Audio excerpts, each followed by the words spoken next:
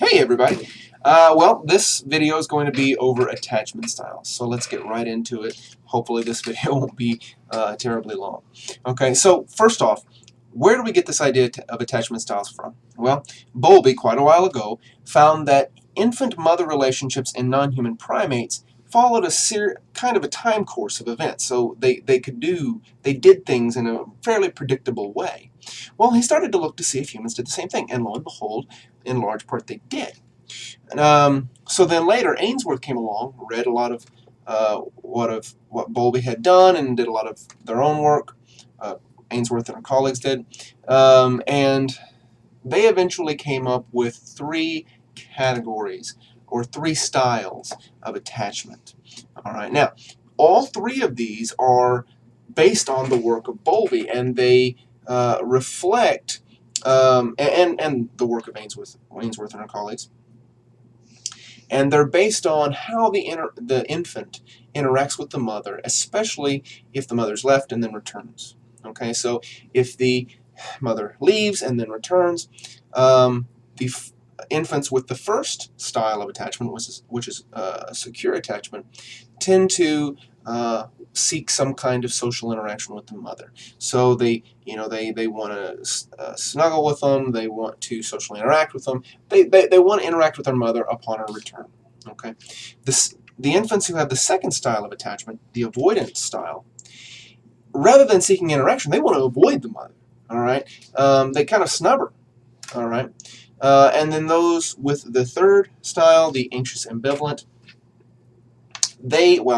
so an ambivalence involves having equal portions of two kind of contradictory things. So, for example, ambivalent attitudes involve having, if you remember, equally positive and negative evaluations of the same attitude object.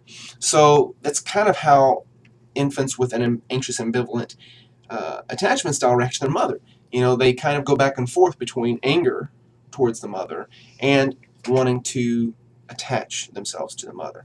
Okay. Now, Hazen and Shaver then extended these attachment styles into adulthood and argued that maybe these attachment styles are used in relationships later in life. So, you've got your securely attached individual. Actually, in fact, all three of these kind of vary in two dimensions. All right. The first dimension is trust. Okay, so how much do you trust another individual to love you or to have affection for you? Okay, and the other is kind of your self-evaluation of your own worth. So how worthy of you are you to receive uh, the love and care of others? So if you have a secure attachment, then you're thought to be high in trust and high in evaluate others as being high in trust and evaluate yourself as being high in worthiness. So you think you're worthy of others' love and you trust those people to give it.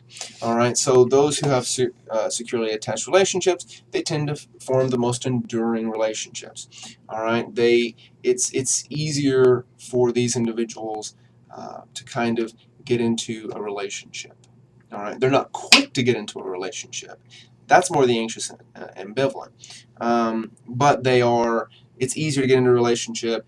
There's a sense of trust in the relationship, and those relationships will last longer. Now, with the people with the avoidant style, however, for them, they are in the two dimensions. They're low in trust but high in self worth. So they think they're worthy of love, but they just don't trust anybody to give it to them. All right. So in the same way that infants are avoidant, so when their mother comes back, they're like, nah, I don't care. They snub them. People with an avoidant style in adulthood do a similar thing to their partners. They're reluctant to commit. All right. They're reluctant to get into a long-term relationship. In general, people with an avoidant attachment style, they're uncomfortable with attachment. They're uncomfortable with getting close to another person, partially because they're not necessarily certain. Again, low in trust. They're not necessarily certain that that person's going to stick around, or that that person really wants to return their affections. All right, and those in the third style, the anxious ambivalent, okay, they are characterized as being low in both, okay, low in trust and low in self-worth, okay. So they're quick to jump into a relationship, okay, but then the whole time they're afraid that although they may really care or feel very strongly about their partner, they're afraid their partner doesn't return those feelings, okay. So they can have, they're quick to jump into a relationship, but they're the ones who are going to have the shortest relationships of all three attachment styles. All right. Also, of the three, they're going to be the most upset if someone doesn't love them back. Again, the secure folk, oh, you didn't love me. Okay, well, I mean, I'll go find somebody who does. All right, no skin off my back. With the avoidant, well, I didn't expect you to love me anyway, so I'm not really surprised. With the anxious ambivalent, they are likely to highly invest themselves into a relationship. Again, afraid the whole time that the person doesn't love them, and then when the relationship is dissolved, oh look, you didn't love me, just as I expected. You didn't love me. All right. So of the three, they tend to have the least satisfying relationships.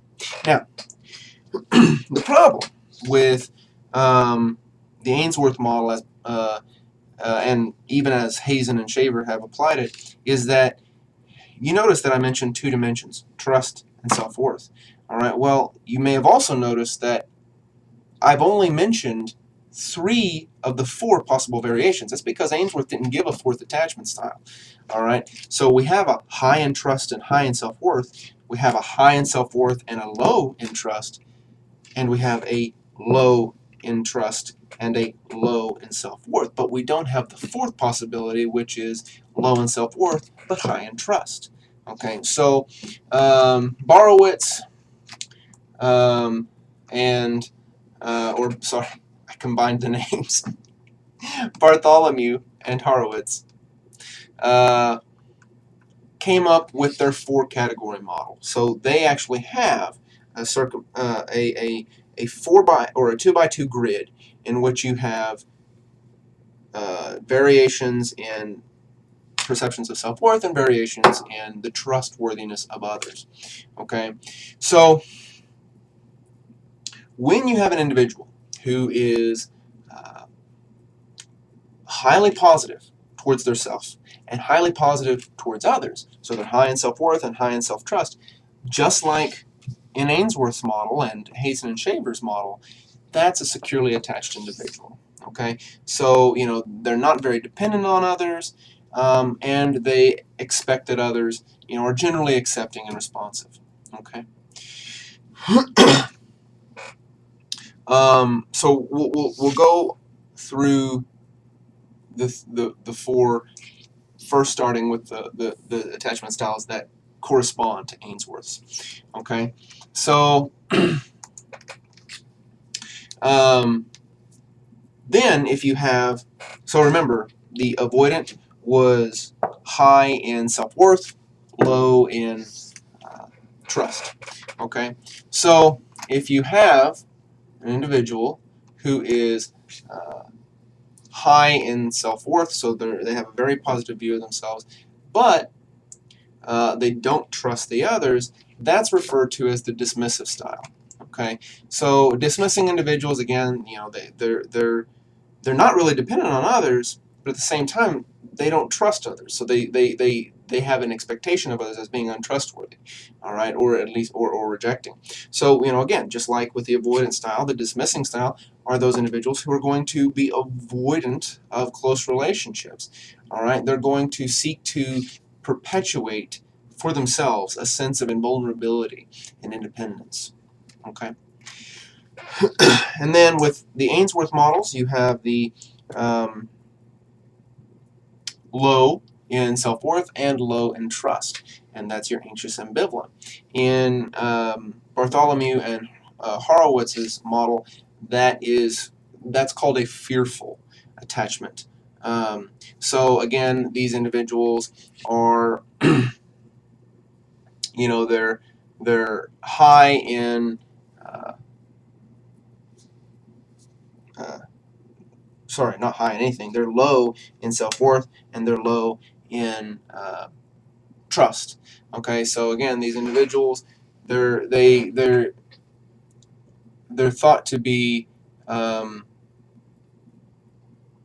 they. This involves an aversion to others, all right, but they don't think that they're going to be loved in return. Okay, and then finally, you have the preoccupied. Okay, now this is the new situation. All right, this is the situation where they don't like themselves, okay, but they like others. Okay, this is the preoccupied attachment style. So they don't think they're worth love, but they trust others. They think others are accepting, and they can be trusted to love them. Now this creates a unique situation because in this situation, because they want acceptance, but they don't love themselves, so they can't accept themselves, they will strive for acceptance through others. Okay, and so they become preoccupied with their partner. They become really attached to the partner. Okay, so you have, if you're talking about your Ainsworth models, you have secure attachment, avoidant attachment, and anxious ambivalent attachment. If you're talking about your Bartholomew Horowitz four-category model, then you have secure, preoccupied, fearful, and dismissive. Okay, now Bartholomew and Horowitz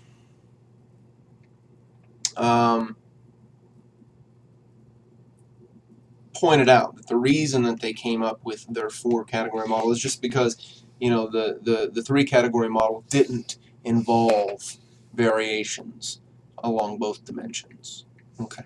All right, 12 minutes. That is my brief discussion over attachment styles. Now, whether or not you see the Ainsworth model or the Bartholomew model really depends on what you read. All right, so you probably encountered the Ainsworth models in your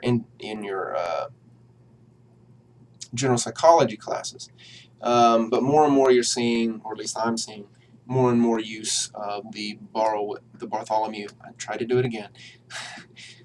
The Bartholomew and Horowitz model. Probably because it includes variations along both dimensions, whereas the Ainsworth model doesn't. All right, guys, that's it. If you have any questions, email those bad boys my way. But that's it for my discussion of attachment styles.